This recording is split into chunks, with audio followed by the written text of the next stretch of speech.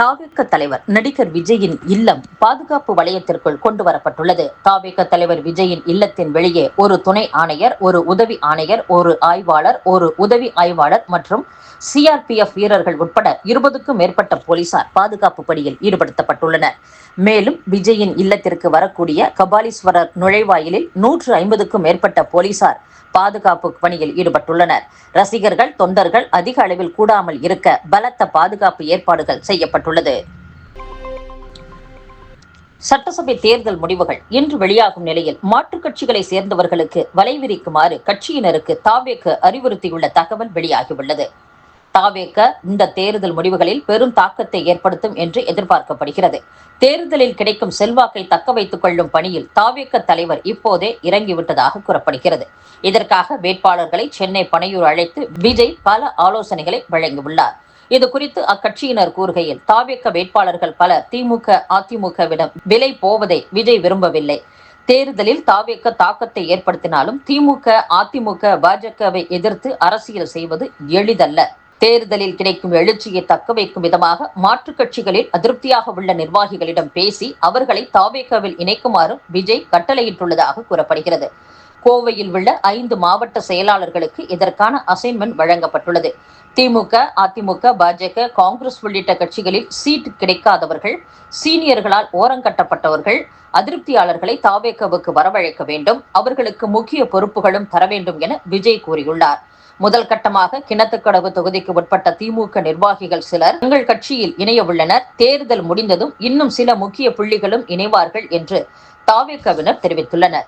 ஏற்கனவே திக் மனநிலையில் உள்ள திராவிட கட்சியினர் தாவேகவின் இந்த வலைவிரிப்பு திட்டத்தை அறிந்து தங்களுக்குள் ஆழமாக விவாதிக்க துவங்கியுள்ளனர். எந்த கட்சியை சேர்ந்தவர்கள் எத்தனை பேர் எந்த பக்கம் சாய்வார்கள் என்பது இன்று தெரிந்துவிடும். தேர்தல் முடிவுகள் எப்படி வந்தாலும் அதை தங்களுக்கு சாதகமாக பரப்ப அரசியல் கட்சிகளின் ஐடி அணிகள் தயார் நிலையில் உள்ளன.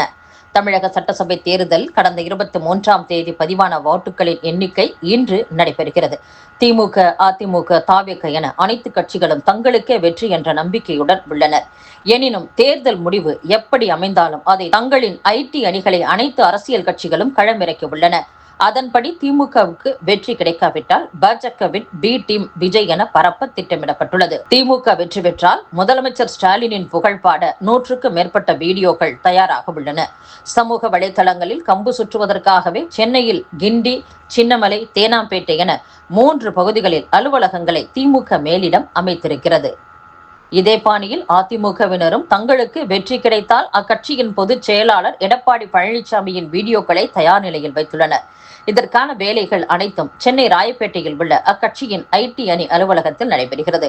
அதேபோல் தாவேக சார்பில் பனையூர் அலுவலகத்திலும், சென்னை தேனாம்பேட்டையில் உள்ள ஆதவ் அர்ஜுனா அலுவலகத்திலும் ஐடி அணிக்கு கட்டுப்பாட்டு அறை திறந்து தாவேக ஆதரவாளர்கள் 120 பேரை வேலைக்கு அமர்த்தியுள்ளனர்.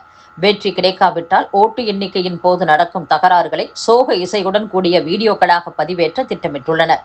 இந்த வீடியோக்களை வாட்ஸ்அப் வழியே அனுப்பவும் ஏராளமான குழுக்கள் தொடங்கப்பட்டுள்ளன.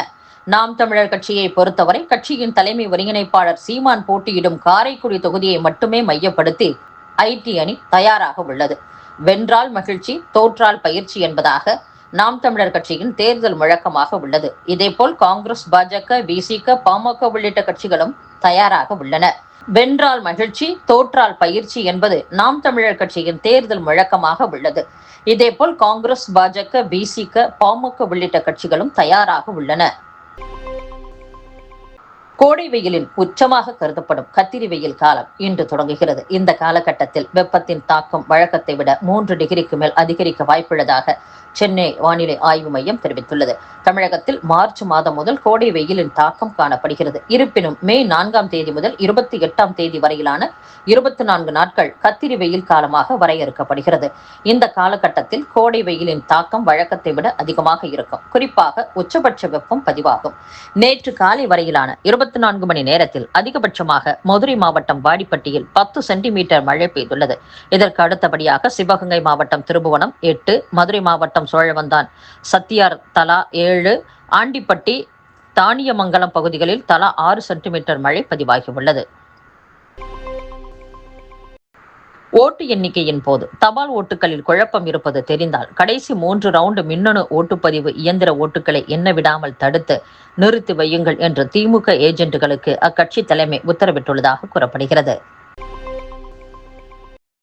துபாயில் இருந்து சென்னை திரும்பிய துணை முதலமைச்சர் உதயநிதி ஸ்டாலின் முதலமைச்சர் ஸ்டாலினை சந்தித்து ஓட்டு எண்ணிக்கை மற்றும் அதற்கு பிந்தைய பணிகள் குறித்து ஆலோசித்ததாக தகவல் வெளியாகியுள்ளது. தேர்தல் முடிவுகள் இன்று வெளியாகும் நிலையில் வெற்றி உறுதி என திமுக தலைமை நம்புகிறது. இந்த சூழ்நிலையில் முதலமைச்சர் ஸ்டாலினை உதயநிதி சந்தித்து ஆலோசனை மேற்கொண்டார். இது குறித்து திமுக நிர்வாகிகள் கூறுகையில், தேர்தல் முடிந்ததும் முதலமைச்சர் ஸ்டாலின் தன் மனைவியுடன் கொடைக்கானல் சென்றார். அங்கிருந்த போது மீண்டும் ஆட்சி அமைத்தால் அமைச்சரவையில் இடம்பெற வேண்டியவர்களின் பட்டியலை தயார் செய்துள்ளார். அதிமுகவில் இருந்து திமுக வந்து கட்சியில் கோலோச்சும் முன்னாள் அமைச்சர்கள், மாவட்ட செயலர்கள் உட்பட 7 பேரை அமைச்சராக்குமாறு ஸ்டாலினின் மருமகன் சபரீசன் பரிந்துரை செய்துள்ளார். இதேபோல் தன் ஆதரவாளர்களுக்கு அமைச்சரவையில் முக்கிய துறைகளை ஒதுக்குமாறு ஸ்டாலினிடம் ஒரு பட்டியலை உதயநிதியும் வழங்கியுள்ளார். இன்று ஓட்டு எண்ணிக்கையில் தேர்தல் முடிவு தெரிந்ததும் 3 பட்டியல்களையும் ஒப்பிட்டு இறுதி பட்டியல் தயாராகும் என்று திமுக வட்டாரம் தெரிவித்துள்ளது.